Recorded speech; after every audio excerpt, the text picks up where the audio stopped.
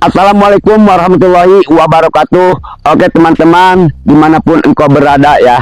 Gunawan Sadbor Sukabumi yang viral joget ayam patuk di live TikTok kini diamankan polisi.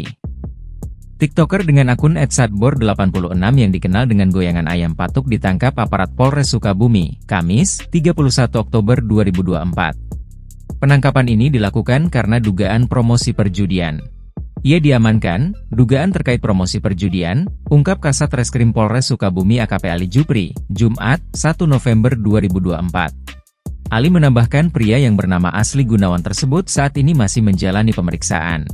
Pria asal Kampung Babakan Baru Desa Bojongkembar Kecamatan Cikembar Kabupaten Sukabumi Jawa Barat ini diamankan pada Kamis, 31 Oktober 2024. Saat ini Gunawan Sadbor masih dilakukan pemeriksaan. Dikabarkan polisi juga mengamankan beberapa orang tim Sadbor yang kerap joget live TikTok.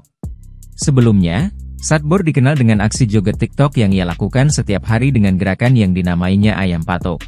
Dari aksi tersebut, Gunawan berhasil mengumpulkan donasi atau gift dari para penonton.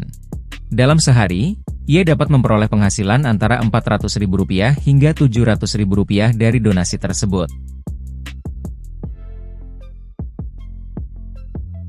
Download Tribun X sekarang, menghadirkan lokal menjadi Indonesia.